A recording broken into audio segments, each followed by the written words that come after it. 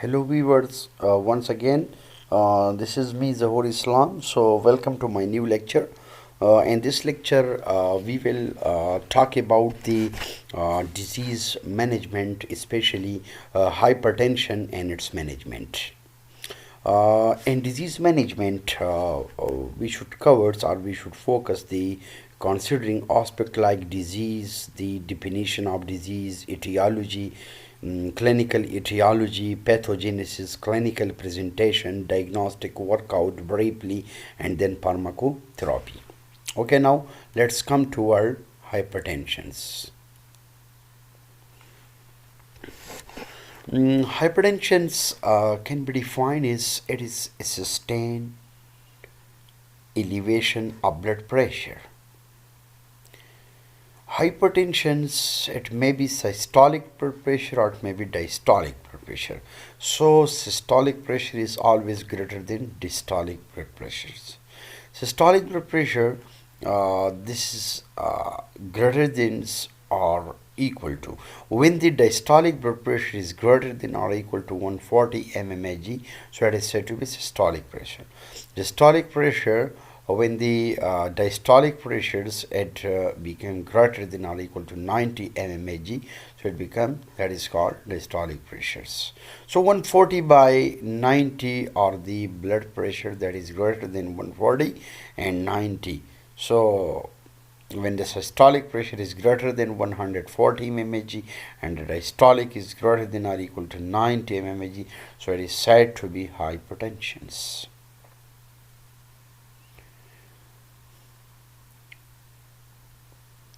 A systolic blood pressure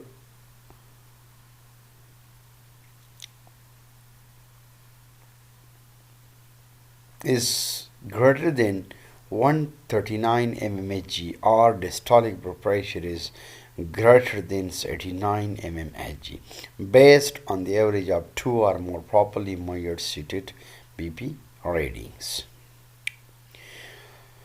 Now let's see here the blood pressure regulation. So in blood pressure regulation, so this is heart, these are arteries, and these are arterioles.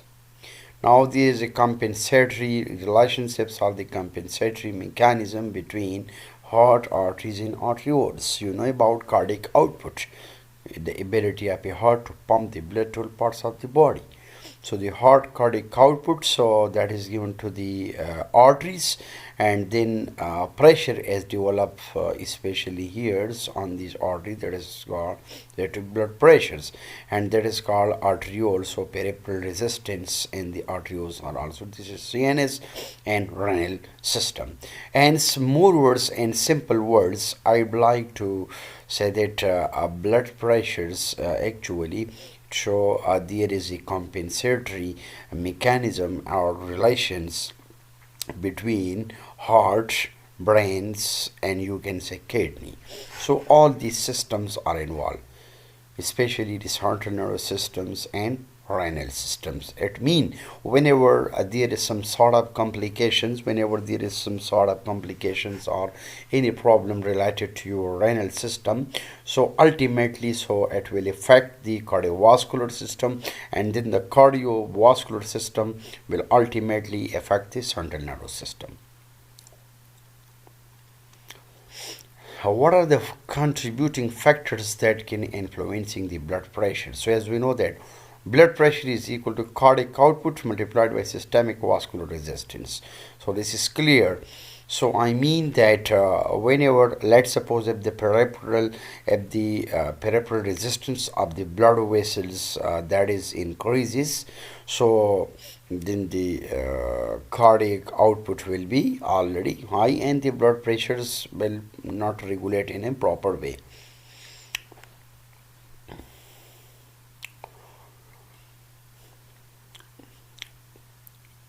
One thing which we have noticed that during high blood pressure, so systolic, you can say the walls of the arteries, so it become contract and there is a called vasoconstrictions. So due to vasoconstriction and when your blood vessels become narrow, so the heart become unable to receive the blood. So that's why, so the cardiac output is also will be also affected. So the blood pressure cannot be regulated. Factors influencing the blood pressure, that is heart rate, sympathetic nervous system or peripheral nervous system, vasoconstriction, vasodilatations, fluid volume, renin-angiotensin, aldosterones, antidiuretic hormones. Prevalence of hypertension. So hypertension is the most common primary diagnosis worldwide. So a one survey, so there are many factors which are involved here. That's why the exact cause of hypertension, that is still unknown. One survey, 35 million obvious visits is the primary diagnosis of hypertension in Pakistan. So 50 millions or more Americans have high blood pressure. Worldwide prevalence estimates for hypertension, so it may be such as 1 billion and 7.1 million deaths per year may be attributable to the hypertensions.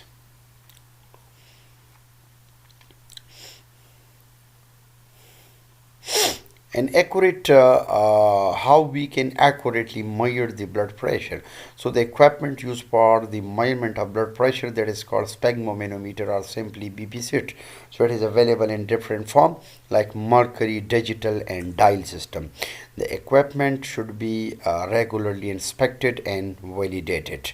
The operator should be trained and regularly retrained, and the patient must be properly prepared and positioned and seated quietly for at least 5 minutes in a chair. The auscultatory or you can say pulsatory methods should be used. Caffeine, exercise and smoking should be avoided for at least 30 minutes before BP measurements. BP, how the blood pressure can be measured. So at least 2 measurements should be made and the average value is recorded. So clinicians should provide to patients their specific BP numbers, values and BP goal of their treatment.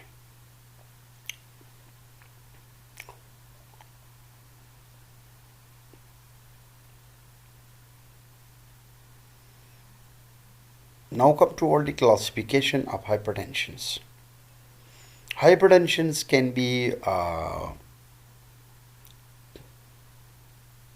divided into two main categories. So the first one is primary or essential hypertensions. Primary hypertensions or essential hypertension is there is high blood pressure, elevated blood pressure with unknown cause. So when the cause of the blood pressure is unknown, so it is said to be, or you can say that is primary or essential hypertensions, which is very common in 90 to 95% of all the cases. So that is common 90 to 95% of the people, so they have essentials or primary hypertensions. The second one is secondary hypertension. So in secondary hypertension, there is elevated blood pressure with the specific causes, 5% to 10% in adults. So I mean that there are some particular causes. So due to these particular causes, we can say that is secondary hypertensions, which is common especially in children. So 5 to 10% of the children, adults, so they are affected.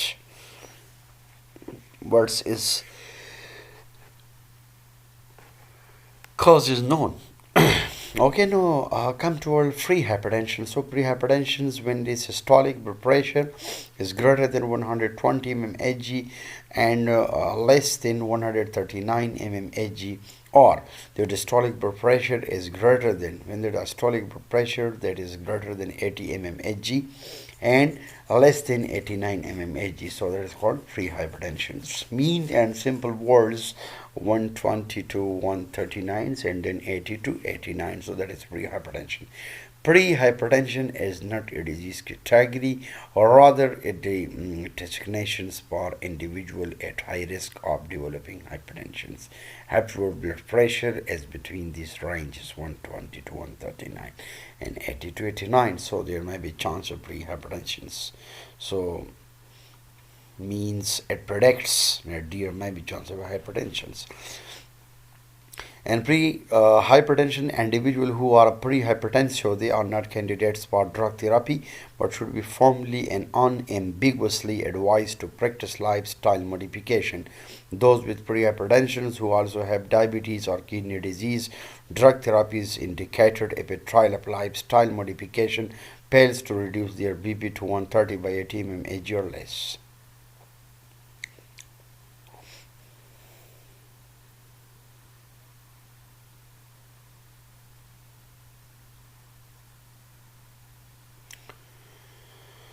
Now come to all the risk factor for the primary hypertension.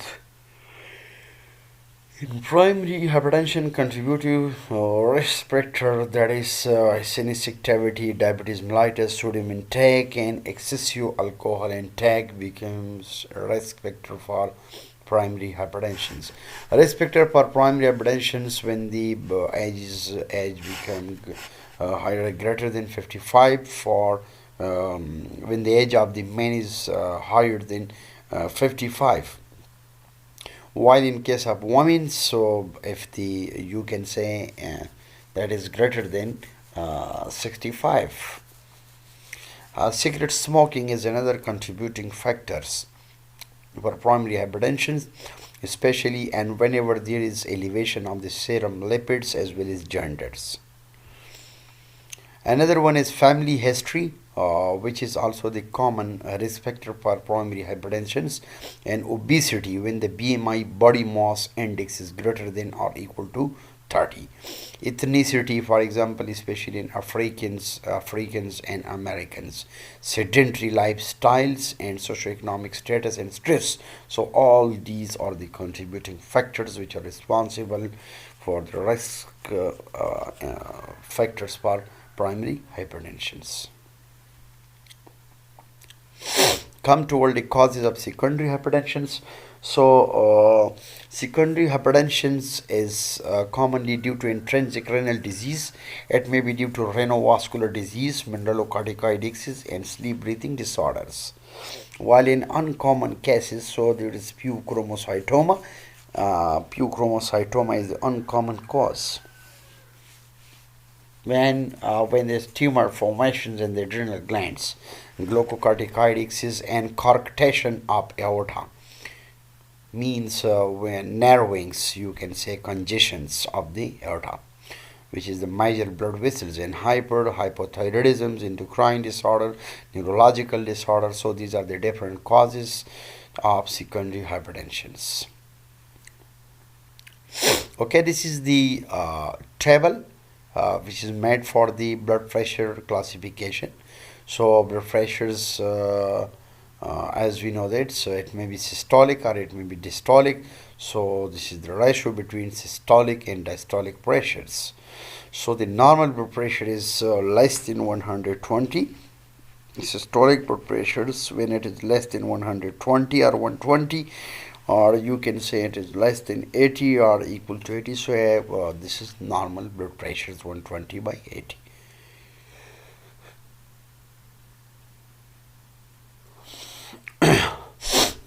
In case of pre-hypertension, when the systolic blood pressure is lie between 120 to 139 and the diastolic blood pressure from 80 to 89. And another one, in stage one the hypertensions, when the systolic blood pressure is lie between 140 to 159 and the diastolic blood pressures is between 90 to 99. And stage 2 hypertensions, when the blood pressures had become greater than 160 or equal to 160, and the diastolic blood pressure, or you can say that is greater than or equal to hundreds. Newly recognized required lifestyle modification is very important to be adopted. Okay, so follow based on the initial BP measurements for adults. Initial blood pressure mmHg follow-up recommended. So normal is recheck in 2 years and pre-hypertension recheck in 1 year. Stage 1 hypertension confirm within 2 months and stage 2 hypertensions. So evaluate or report the source of care with 1 month for those with high blood pressure, for example greater than 180 by 110 mmHg, or evaluate and treat immediately or within 1 week depending on clinical situation and complications.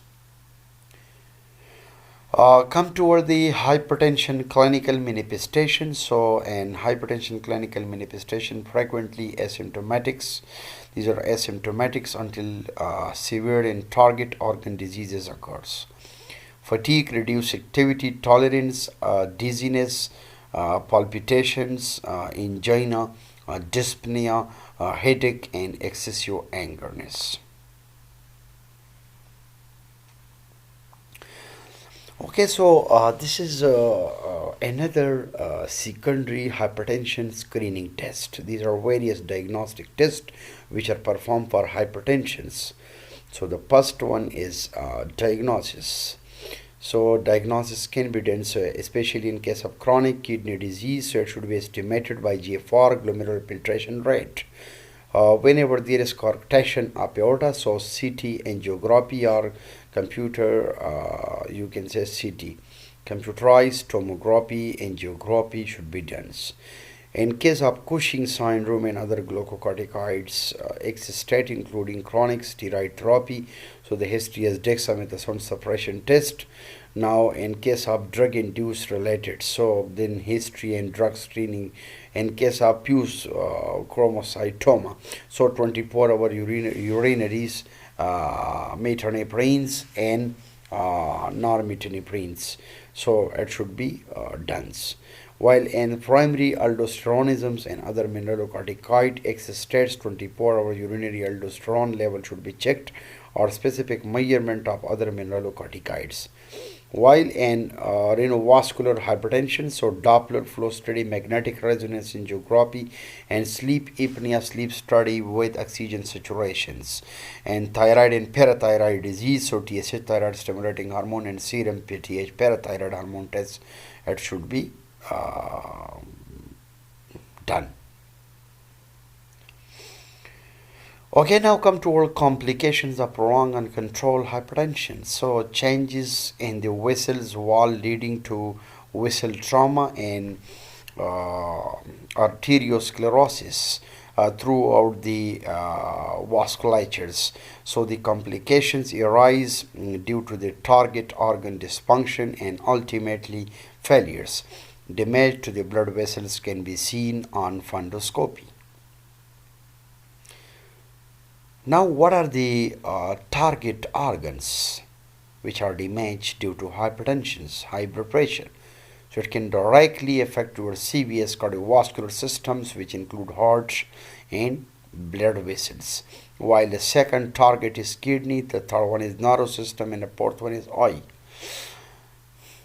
Now there are different effects which is seen on CVS cardiovascular system. On cardiovascular system, so there is occur ventricular hypertrophy, dysfunction and failures, while arrhythmias may be occur in coronary artery disease like acute myocardial infarction, so arterial and aneurysms, dissections and rupturings may be occurs. Effect on the kidney, so due to hypertension, high blood pressure, so it may also directly affect your kidney, like glomerular sclerosis, and durations are hardening, especially of the glomerulus part due to inflammation leading to impaired kidney function, and finally end stage renal disease or kidney disease. Ischemic kidney disease, especially when the renal artery stenosis occur, narrowing of the artery, is the cause of hypertension. Effects on the nervous system, so it can also directly affects your nervous system. Strokes, intracerebral and subarachnoid hemorrhage, cerebral atrophy and dementia is a general term for a decline, decrease in mental ability severe enough to interfere with daily life. Memory loss is an example. Alzheimer's is the most common type of dementia. And cerebral palsy syndrome, CPS, the group of syndrome that cause non-progressive spasticity, ataxia, or you can say involuntary movement. So it is not a specific disorder or single syndrome. So you know that cerebral palsy syndrome occurs in 0.1 to 0.2% of children and affect up to 15% of premature infants. Now, effects of hypertension on the eye. Retinopathy. Retinopathy is the destruction of the nerves to the eye. Retinal hemorrhage, bleedings and impaired visions. Vitreous hemorrhage, retinal detachment, and neuropathy of the nerves leading to extraocular muscle paralysis and dysfunctions. You can see here that due to high blood pressure, so it may directly affect the retina, which contain photoreceptor cells. So this is optic nerve, this is iris, this is cornea, while this you can see is pupil, lens, and iris and slides. So you can, this is microscopic study. So after this means severe after hypertension, so it may directly can damage your retina, and there may be chances of blindness. Retina normal and hypertensive retinopathy. So you can see these are the clinical conditions. So this is the you can see this is the microscopic study. This is normal retina, while this one is hypertensive retinopathy. You can see.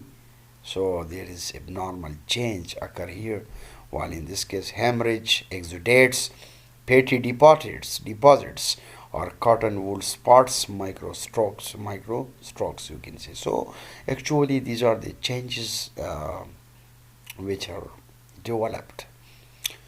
Hypertensive crisis is another condition that is divided into one is hypertensive urgencies and the second one is hypertensive emergencies.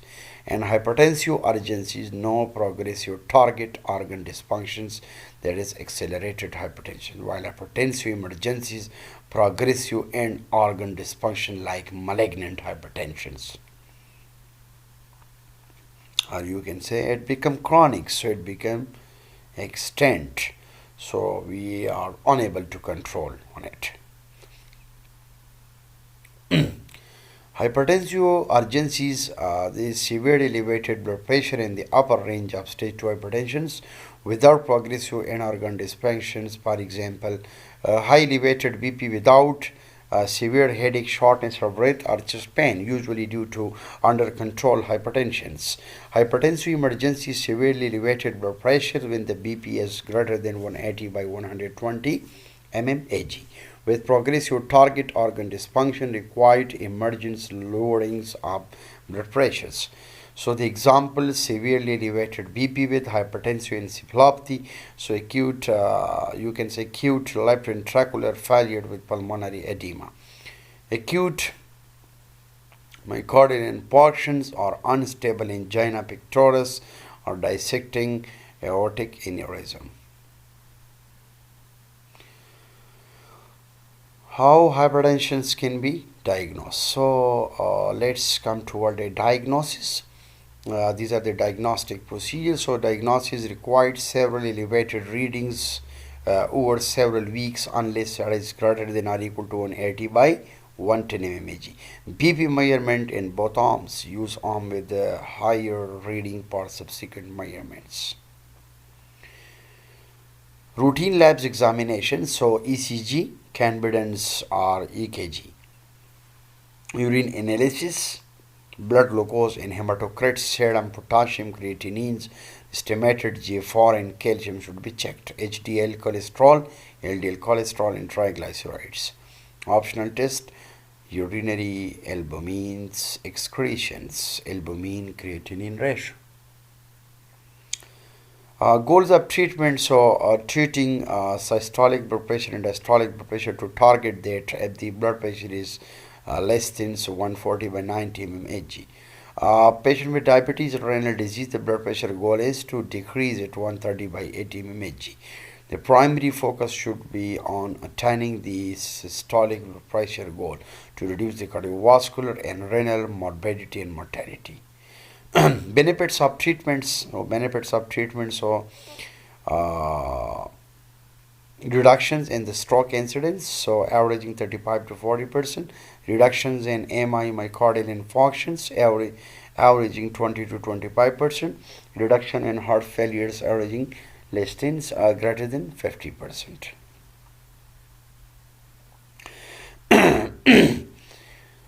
Now come toward the lifestyle modifications. So in lifestyle modifications, weight reduction should be done. So maintain the normal body weight. Body mass index should be between 18.5 to 24 kg per meter squares, and approximately the systolic blood pressure should be reduced up to 5 to 20 mmHg per 10 kg body weight. So while adopt the DASH eating plans, consume a diet rich in fruits, vegetable, and low-fat dairy products with reduced content of saturated and total fats. So the approximately systolic blood pressure should be 8 to 14 per Hg. Mean reduction up to 94-95. The dietary sodium reduction, reduce the dietary sodium intake to no more than 100 mole per day, 2.4 grams sodium or 6 grams sodium chloride, 2 to 8 mmHg. While the physical activity should be enhanced, engage in regular aerobic physical activity such as brisk walking at least 30 minutes per day, most days of the week, 4 to 9 mmHg. Moderations of alcohol consumption, so limited consumptions to no more than 2 drinks, for example 24, or you can say 10 oz wines, or 3 to 80 you can say proofs of escape per in most men's, and no more than 1 drinks for in women's. And lighters, you can say lighter weight person, 2 to 4 mmHg. Lifestyle changes are beneficial in reducing weight, so decrease time in sedentary behaviors such as watching television, playing video games, or spending time online. Increase physical activity such as walking, biking, aerobic dancing, tennis, and you can say circus. These are the different type of games like basketballs. Decrease the portion sizes for the meal and snacks. Reduce the portion sizes or frequency of consumption of calorie containing beverages. Okay, this is DASH diet. Dietary approaches to stop hypertension is effective as one medications.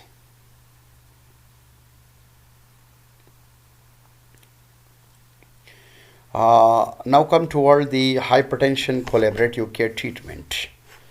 This is, I think, the final step. So how we can treat the hypertension? Pharmacotherapy.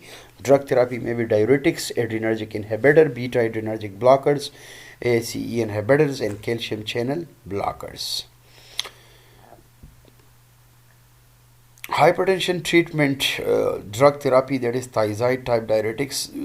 Thiazide type diuretics that can inhibit the sodium chloride reabsorptions. The side effects which are reported by the different literature. So whenever there is electrolyte imbalance, so decrease the sodium ion concentrations, chlorines, and potassium. So advise potassium rich food.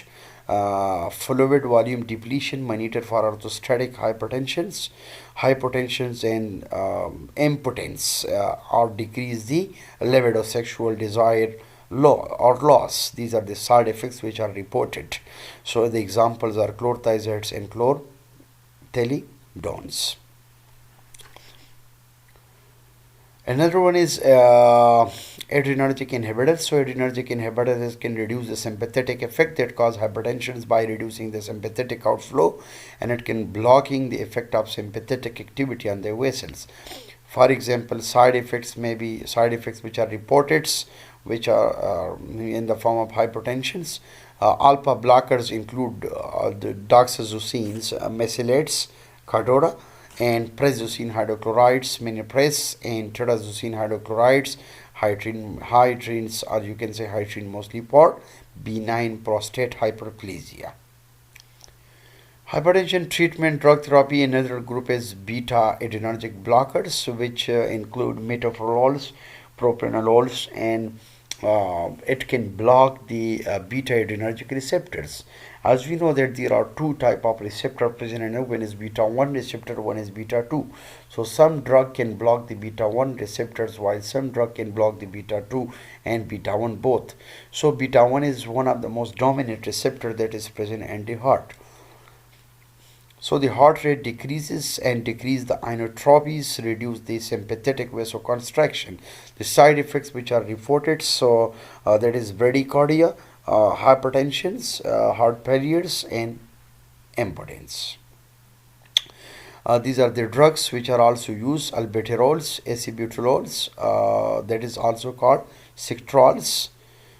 These are the trade names, and these are the generic names. Atenolols, which is also available in a market by trade name tenormines, betoxolols, that is quinolones, and bisoprolol fumarates, that is beta, and cartenolols, that is called controls, which will be discontinued. Carbidiolols and esmolols, labetalol and metoprolols, and many and more. Nodalols, nebivolol, Diastolics, and penbutalols, pendolols, propranolols, sotalol, and temolol ophthalmic solutions, temoptec, and betamols, and astrolol. So all these are the drugs which are also used in the management, or you can say in the treatment of hypertensions. Another group that is called ACE inhibitors, angiotensin converting enzymes. So that is enalaprils, captoprils. So it can prevent the conversion of the angiotensin 1 to angiotensin 2, thereby preventing the vasoconstriction associated with A2. So these ACE inhibitors like enalapril and captoprils, it has the capability to block or to stop the conversion of the angiotensin 1 to angiotensin 2 for the purpose of to prevent the vasoconstriction associated with it too. So the side effects which are reported, so that may be in the form of hypertensions, cough, calcium, then calcium channel blocker. This is another category. So calcium channel blockers, it can block the movement of the calcium ion into cells, which causing the vasodilatation. The side effects which are reported, which are bradycardia, heart blocks, and these are the different agents. So these are the drug names you can see here. So by the brand, generic name is, you can say, nifedipines, epheditapsia, while the generic name is diltiazem. So diltiazems, nimodipines, verapamil, diltiazems, isobutins, virilins. So all these are the drugs which are available in the markets. So this was all about the hypertension, high blood pressure, its management, its treatment protocol, its clinical causes, and pathophysiology. So this was the end of my lectures. So once again, I'm very thankful to all my viewers who are watching my lectures on regular basis.